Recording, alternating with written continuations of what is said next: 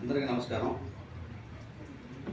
రాత్రి జరిగినటువంటి సందర్భాన్ని బట్టి మేము ఈ రోజున ఇక్కడ ఖండనీయాల్సిందిగా మేము అనుకున్నాం. రాత్రి నుంచి పుకారు షికారులు చేస్తూ ఏదో శ్రీనివాసు వెళ్ళిపోతున్నాడు ప్రతాపన్నోని పెట్టి అని చెప్పి చిన్న ఛానల్లో రావడం జరిగింది. మేము ఒకటే చెప్తా ఉన్నాం, ఈ రోజైనా ఆ రోజైనా ఏ రోజుకైనా మేము ఫస్ట్ నుంచి వైఎస్ఆర్ కాంగ్రెస్ పార్టీలో ఉన్నాం. కాంగ్రెస్ పార్టీ నుంచి వైఎస్ఆర్ కాంగ్రెస్ పార్టీలో వచ్చాం. 2014 నుంచి ప్రతాపన్నతోనే ప్రయాణం చేస్తూ ఉన్నాం. రేపు కూడా ఆయనతోనే ప్రయాణం చేస్తాం.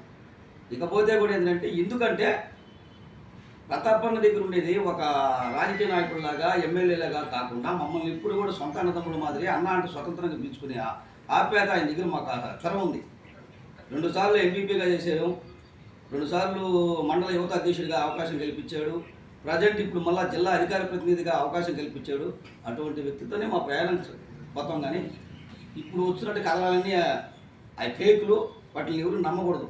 ఎందుకంటే అతను ఏదో దారిలో కొత్త వచ్చి కలిసిన మాట వాస్తవమే, మాట్లాడాడు, కూర్చున్నాడు. అంతేగాని మేమేమో ఆయన ఇంటికి పోయింది లేదు, ఆయన దీన్ని పిలిచింది లేదు. కాబట్టి అందరికీ మేము క్లియర్గా ఏం చెప్తున్నామంటే, ప్రతాపన్న రాజకీయాల్లో ఉన్న రోజులు ప్రతాపన్నతోనే మా ప్రయాణం.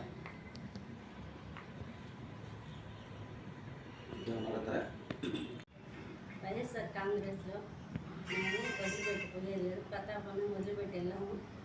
మా గురించి తప్పుగా మాట్లాడుకోబాకండి, మేము వెళ్ళిపోయామని మాట్లాడుకుంటున్నారు. అట్లా చాలా బాధగా ఉంది. మేము ఇన్ని రోజులు అసలు నాకు బాధ వేస్తుంది. ఇన్ని రోజులు మేము కష్టపడేవాడు.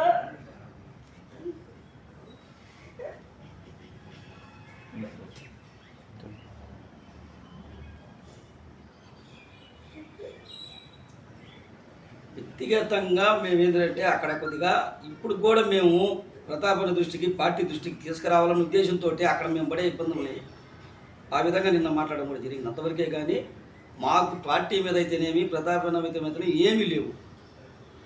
మేము ఉన్నన్ని రోజులు వైఎస్ఆర్ కాంగ్రెస్ పార్టీలోనే ప్రతాపన్నని తిరిగి ఎమ్మెల్యే చేసుకున్నాక ఆయనతోనే మేము ఉంటాం.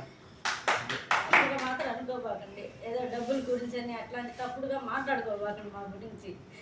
అది అందరికీ నమస్కారం. మాకు ఏ రోజు డబ్బుల మీద ఆశ లేదు, మేము డబ్బులు సంపాదించుకోలేదు. ఎంపీగా మా గ్రాంట్లన్నీ నాయకులు ఎవరైనా చేసుకున్నారు, కానీ మేము ఏ రోజు చేసి లేదు. ఏ రోజు మా నవీదన్న కూడా ఉన్నారు, ఫస్ట్ నుంచి తెలుసు ఆయన కూడా. శ్రీనివాస్ అటెంటోడో డబ్బుల గురించి ఆశపడేవాడు కాదు. మీ అందరికీ ఒకవేళ కొద్దిగా తెలుసు. దయచేసి ఈ వార్తలు మీరే బాగా నేను ఇచ్చిన కన్నడకి పూర్తిగా ఇస్తారని ఆశిస్తూ రాత్రి వచ్చిన న్యూస్లన్నింటినీ దయచేసి నమ్మొద్దని తెలియజేస్తాను.